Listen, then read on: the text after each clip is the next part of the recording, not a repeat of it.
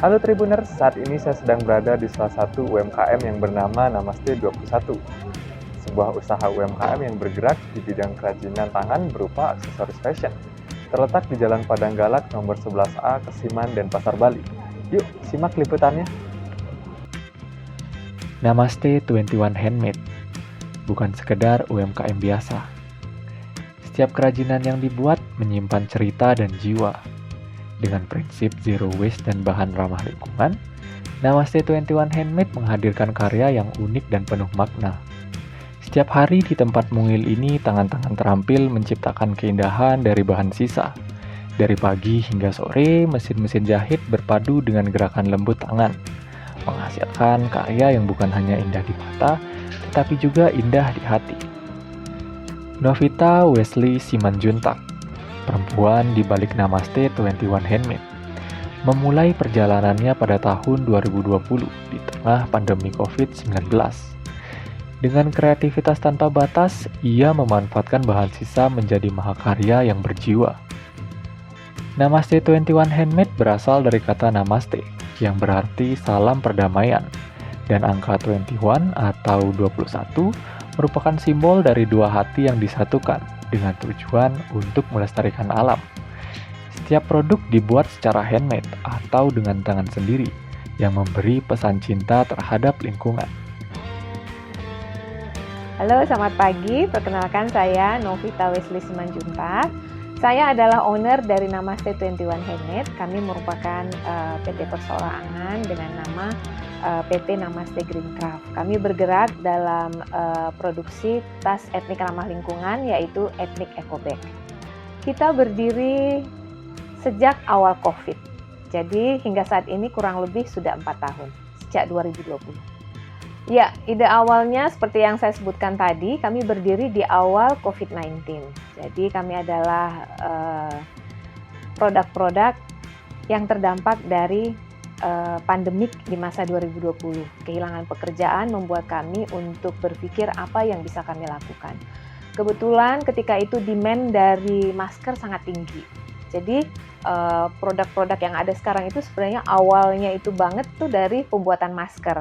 Seiring berjalannya waktu, kemudian masker kita pasangkan dengan pouch, lalu kemudian masker sudah mulai kita tinggalkan. Di 2021 akhirnya kami concern dengan fashion apparel. Jadi tote bag, clutch, wallet, kemudian semua bahan-bahan perlengkapan yang dibutuhkan oleh perempuan Indonesia dengan bahan material yang ramah lingkungan. Nah, awalnya kenapa kami memilih ramah lingkungan?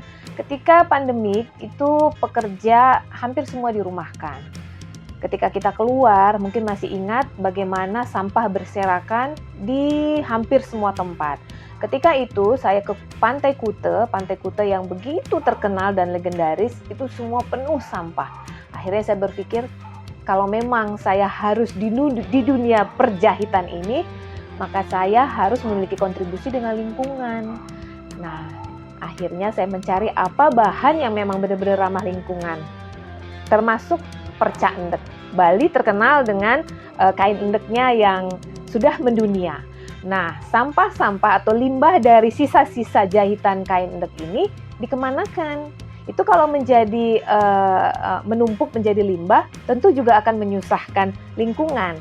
Oleh sebab itu, Namaste 21 akhirnya memutuskan untuk mengolah limbah endek ini dipadu-padankan dengan bahan ramah lingkungan kain goni dan juga kulit asli. Jadilah etnik eco bag. Begitu, berarti semua produk ini dibuat dari bahan ramah lingkungan itu ya? Ya, betul sekali. Dari limbah menjadi rupiah. Harusnya potongan-potongan kecil dari sisa-sisa di para pengrajin, tukang jahit yang sudah tidak bisa diapa-apakan, akhirnya kami buat menjadi produk-produk yang memiliki nilai ekonomis. Bentuk produk-produk dari Namaste 21 ini sudah pernah diekspor gitu ya? Kalau bicara tentang ekspor, produk kami sebenarnya sudah kemana-mana. Kita tahu sendiri Bali itu adalah padat dengan turis mancanegara. Dan segmen marketnya kami itu wanita usia menengah dan juga kemudian yang memang sadar lingkungan. Nah, biasanya turis-turis asing tuh mereka sudah lebih terliterasi dengan lingkungan. Sehingga produk-produk kami ini digemari oleh turis-turis asing yang ada di Bali. Mereka beli dan mereka bawa.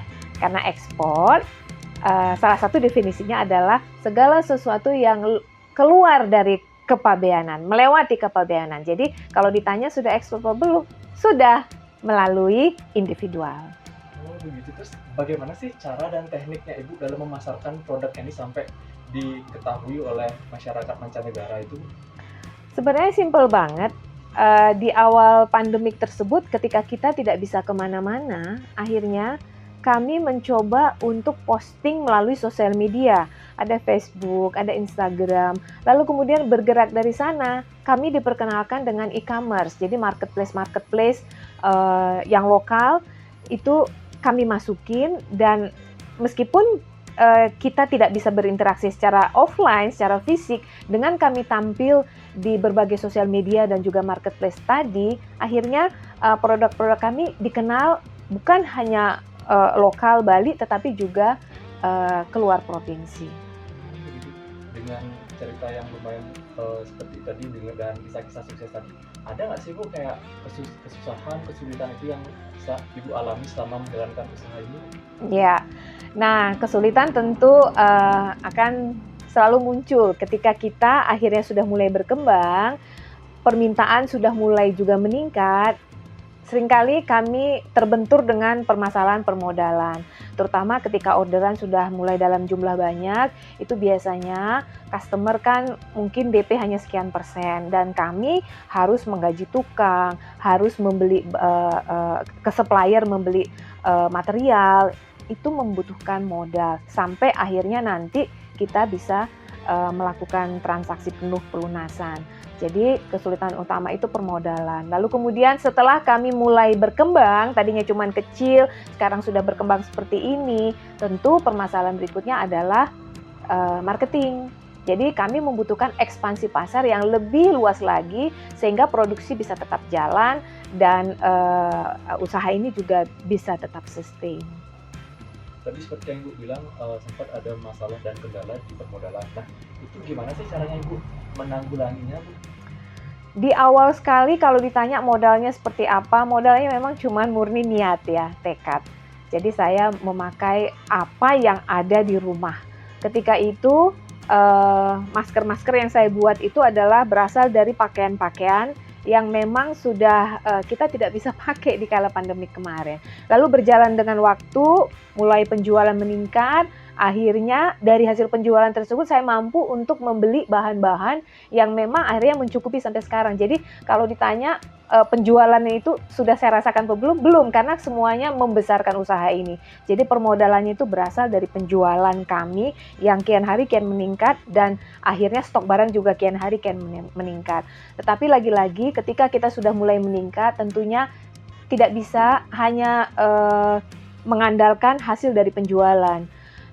Di tahun lalu kami mencoba untuk menjajaki kolaborasi dengan perbankan, dan kami bisa akhirnya berhasil untuk mengajukan KUR pertama kami yang akhirnya menjadikan usaha ini sebesar ini sekarang. Kalau boleh tahu, dari awal itu Ibu udah ada skill membuat kerajinan tangan ini ya, Bu ya? Jujur tidak. Saya memang hobi bahan-bahan yang handmade. Jadi saya craft lover. Tapi untuk membuat tentu ini di luar dari kemampuan saya. Tetapi zaman now, ini pesan saya untuk orang-orang muda, zaman now, segala sesuatu itu hanya di ujung jari Anda. Ketika Anda memiliki motivasi untuk melakukan sesuatu, kita tinggal klik. Semua ilmu, semua pelajaran bisa dengan mudah kita dapatkan dari internet. Kita tidak perlu keluar rumah, hanya butuh kuota untuk bisa buka internet, dan itulah yang saya lakukan. Jadi saya akhirnya bisa jahit, baju ini saya jahit sendiri, itu karena kenapa? Belajar. Jadi belajar dari teknologi yang memang masif sekali perkembangannya. Dan kami, Namaste 21, sangat-sangat diuntungkan sebenarnya dengan adanya COVID-19 ini yang tadinya air mata, tetapi menjadi air mata kesedihan, akhirnya berubah menjadi air mata kebahagiaan. Karena kenapa? Dengan adanya pandemik, akhirnya pemerintah membuat teknologi ini berkembang sedemikian, dari 3G, 4G jadi 5G, internet itu nggak nunggu lama, sehingga kalau saya butuh apa-apa, belajarnya itu cepat sekali, tinggal klik dan itu muncul dan menghasilkan jadi produk. Kemudian saya belajar tentang tren, saya belajar untuk bisa bagaimana mendesain, dan produk-produk ini yang ada di Namaste 21, saya sendiri yang mendesain. Kembali ke pertanyaan, kok bisa? Bisa. Kalau mau, pasti bisa. Caranya seperti yang saya sebutkan tadi. Oh begitu, terima kasih banyak untuk kiat-kiat yang disampaikan. Mungkin Namaste 21 ini ada sosial media yang dipergunakan untuk mempermudah akses masyarakat mengetahui produk-produk ibu. Ya, kunjungi kami Namaste 21 Handmade, ada di Instagram, namanya sama, di Facebook juga namanya sama, Namaste 21 Handmade, di sosial media, di marketplace, kita pergunakan semua yang dengan nama yang sama. Kalau ingin mengunjungi kami juga, just klik Google Map, temukan Namaste 21 Handmade, Anda akan dibawa langsung ke tempat.